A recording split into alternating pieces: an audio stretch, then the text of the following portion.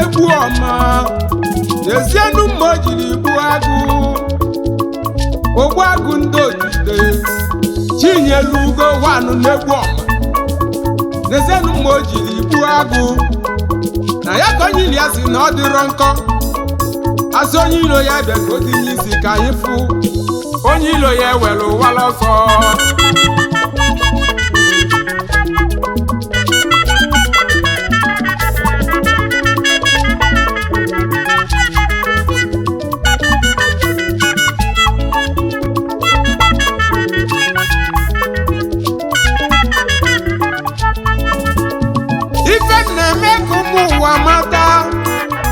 na golu monwa no matunwu pakonwa golu monwa matunwu konwa onye mi fi mani ma mewu ezo yi mu biko panyelu yufuo abu nkọtọ biko panyelu yufuo onye goleli fo mebuo ya aka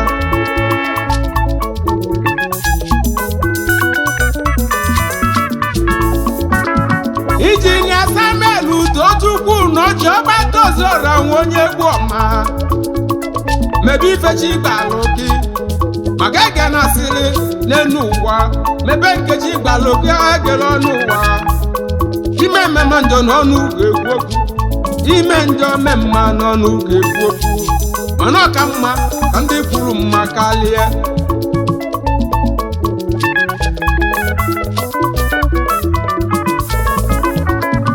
Injinia Samuel Odogwu n'ọjọba tozora onye Egbuoma ndụmọdụ na-enye gị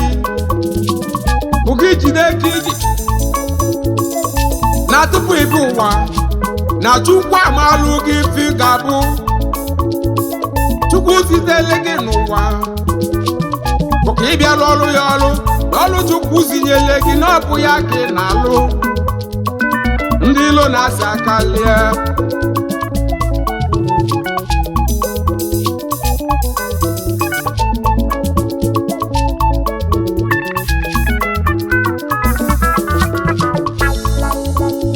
ife na-eme ka ụmụ ụwa mata bụ na ọchọ ọkụkọ nwata ebe ije nwa ọkụkọ n'ọbụ ọsọ onye na-achụ gị n'ahịa nwata ọkpata ozu ọra ije gị bụ ọsọ ebe onye na-achụ gị ya nwata o mebe nkechi gbalụ gị maka egele ife ọnụ n'ime mmamme ndị ọnụọnụ ga-egbu lili okwu ife na-eme ka ụmụ ụwa mata Now there are three categories of people in this life. Number one is those that make things happen. Another one is those talk about this. Ya bụ ndị tọkụtọkụ, ndị ahịa si dị ise na iwe dị ise. Another one bụ ndị lukuluku, ndị sit down dey look. Oyimu ke kategori nke fọdụrụ na ya. Iso na ndị bụ na ife na-eme, iso na ndị lukuluku, iso na ndị tọkụtọkụ. Ọ dị nke ị nọ na ya, mee ka ọ bịala gị n'ọstra nwa Egbuoma marụ mkpa ije saba eje.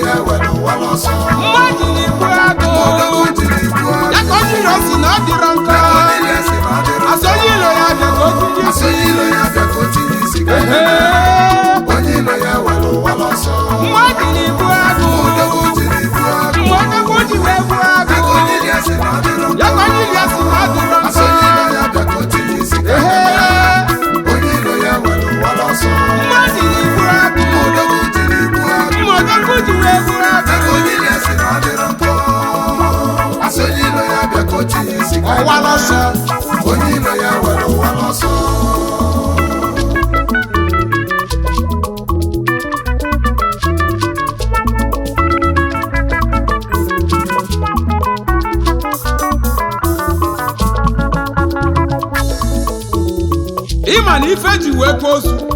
nwere ndị ọ na-adị mma mana fari achọ ọrịa rie.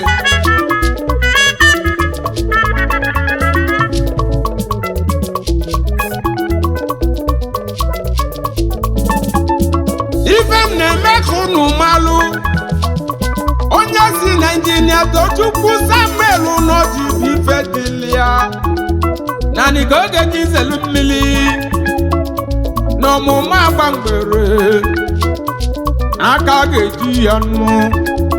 Injinia Samuel Tochukwu n'oji ifeomi na-eme n'ụwa na Chukwu amakpelata ka ife mee gị olusebi n'igwe amakpe ka ife ọbụla na gị. Ilo na-asị mesịa nọ ga-ana na nkịtị, ndị ilo mesịa ọ ga-anafa na nkịtị.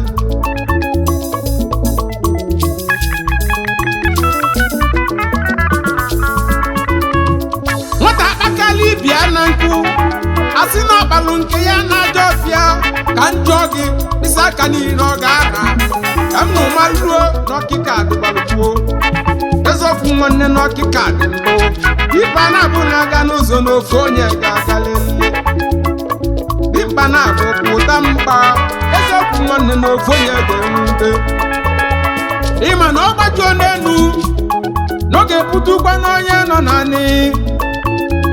Ekpere onye ọbụla kwesịrị ikpe ụkọ ya n'aka ya akọ n'onye ọka nata.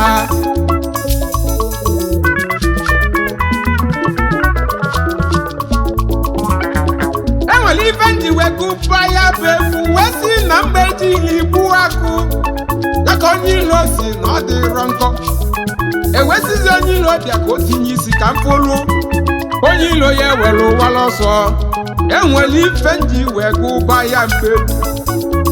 ịma na obodo zuru ukwunuo na ọ na-adịrọ nna dị mmanụ.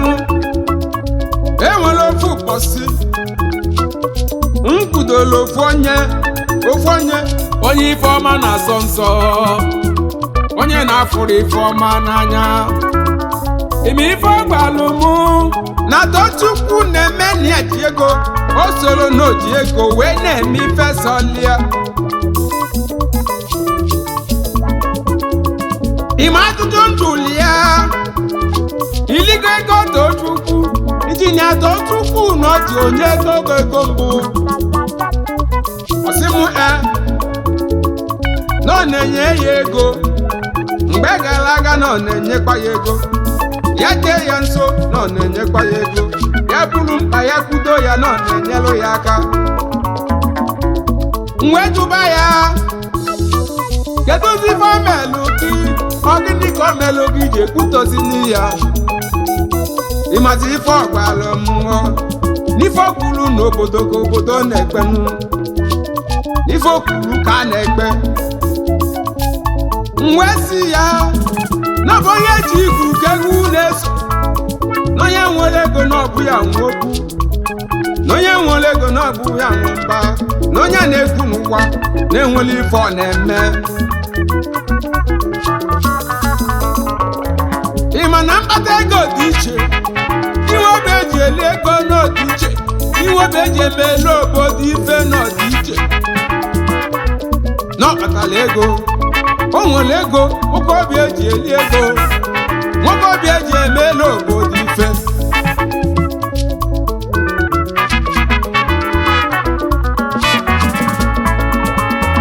injinia Samuel Udochukwu n'ọchị ọkpata ozu ọra ndị onyere aka na afa akarịla akarị ndị ogonyere ọkada na afa akarịla akarị enwelu ndị ebunyelu keke nwekwa ndị ebunyelu moto enwelu ndị ọrụ ụlọ nọ ndị obidoro abịa na afa akarịla akarị ịbịa na n'odide enwelu ndị ọ na-akwụ ụgwọ every 2 weeks o ji akwụfụ ụgwọ Disemba bụ nna ọ na-eke rice onye o nyelu rice onye ya ego mma jiri igbu agụ mma Odogwu ji wee gbuo agụ asị n'ilu ya ga-ekotinye isi ọwa lọsọnụ site mgbe ejiri igbu agụ mma Odogwu ji wee gbuo agụ asị n'ilu ya ga-ekotinye isi ebe mma ejiri igbu agụ site mgbe o jiri igbu agụ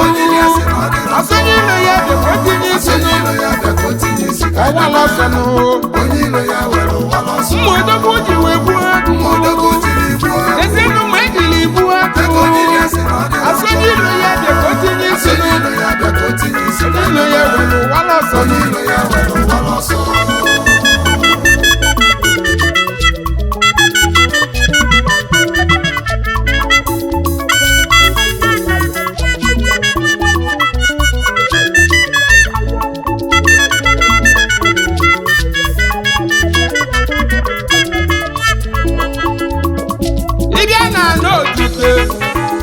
n'otinyelu street light ogolu transfọma nye ndị odide abịa n'ụzọ ọdịda a na-alụ n'ọbụ ya n'onisi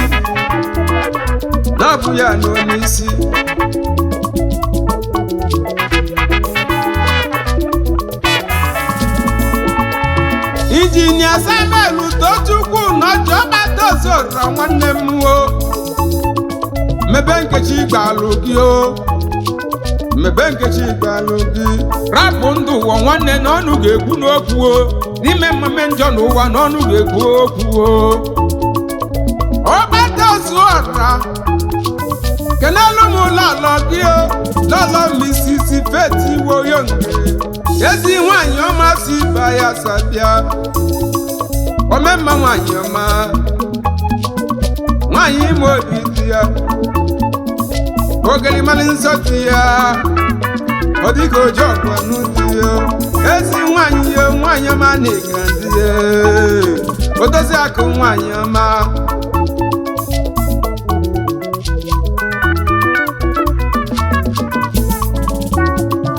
ọfọ bịala agụ nwee gbuo ọma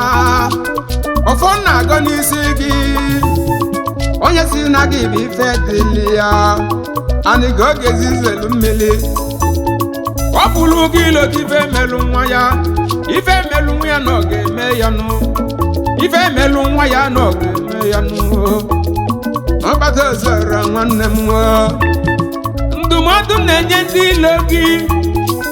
onye ọbụla cheghalie maka onye ọbụla jụrụ gị jụrụ ife dị mma onye jụrụ gị n'ụwa na ọ jụrụ ife dị mmanụ mebe nkechi gbalụ gị na mma ijiri igbu agụo onye ilo si na ọ dịrọ nkọ mgbe sị onye iro gị bịa ka o tinye isi ya onye iro gị ewere ụwara ọsọ mgbe ijiri gbuo agụ